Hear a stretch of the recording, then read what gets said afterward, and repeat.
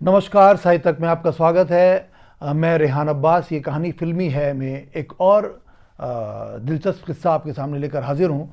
और आज आपको मैं एक ऐसे गीत के बारे में बताऊंगा जो बड़ी खूबसूरत तरीके से हिंदुस्तान की अलग अलग तहजीब, अलग अलग जो लोग हैं, जो संस्कृति है, उनकी बात करता है। लेकिन साथ में ये ब्रिटिश हुक्मरानों के लिए एक बहुत बड़ा चैलेंज उस दौर में खड़ा करता था। जी हाँ, मैं बात कर रहा हूँ 1904 में लिखे गए गाने सारे जहाँ से अच्छा हिंदुस्तान हमारा। उसकी एक बड़ी खूबसूरत लाइन है कि कुछ बात है कि हस्ती मिटती नहीं हमारी, कुछ बात है कि हस्ती मिटती नहीं हमारी, बरसों रहा है दुश्मन दौरे ज़मा हमारा, सारे जहाँ से अच्छा हिंदुस्तान हमारा।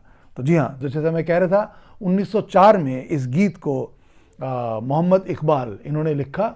और ये एक तरह से उस वक्त के ब्रिटिश हुक्मरानों के लिए एक चैलेंज के तौर पे, एक चुनौती के तौर पर सामने आया। लोगों ने इस गीत को, जो उस वक्त हिंदुस्तानी जो लोग थे, जो कि उस वक्त ब्रिटिश हुक्मरानों से अपनी आज़ादी के लिए लड़ रहे थे, उनके लबों पर यह गीत एक आज़ादी का नगमा बन के गूंजा।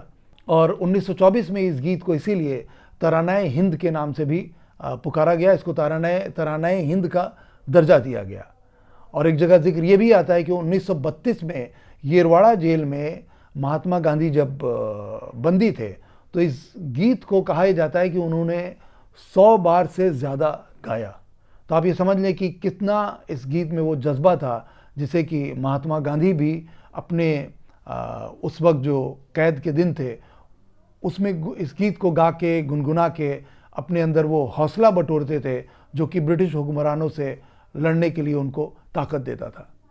तो ये इस गीत की बात थी। और उसके बाद इस गीत को फिल्म में भी अपनाया गया। फिल्म 1959 की फिल्म है, भाई बहन नाम की फिल्म है, जिसमें इसको आशा भोसले ने गाया है और शायद साथ में इसमें रफ़ी साहब भी हैं। डुएट के तौर पे ये गाया गया है, सारे जहाँ से अच्छा हिंदुस्तान हमारा।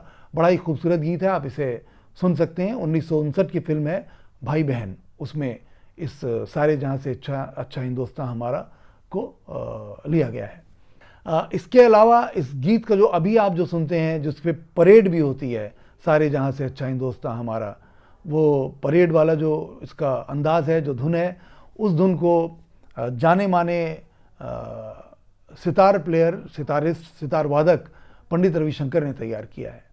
और पंडित रविशंकर ने इस नियत से तैयार किया उसको कि सारे जहाँ से अच्छा हिंदुस्तान हमारा को कुछ ऐसे बनाए जिससे कि इस पर परेड किया जा सके। और इस गीत को लता मंगेशकर की आवाज़ में रिकॉर्ड किया गया।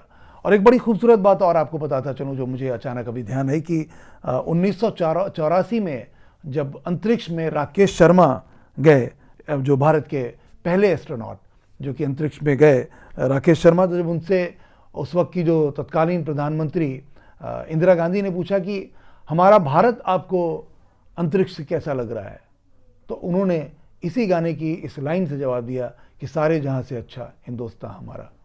तो ये एक लाइन जो मोहम्मद इकबाल लिख गए और जो उन्होंने आज़ादी के जो परवाने थे उनको दिया, वो आप देख लें कि किस तरह 1984 में एक एस्ट्रोनॉट ये पूछे जाने पर कि हमारा भारत आपको अंतरिक्ष से कैसा लग रहा है, तो उनका जवाब भी यही था कि सारे जहाँ से अच्छा हिंदुस्तान हमारा। और फिर ये गीत 1904 से जब ये गीत बना और ये सफ़र तय करते हुए आज की तारीख में आप इसे परेड के अंदाज में भी, कभी धुन में तो कभी बोल के अंदाज में भी आप सुन सकते हैं।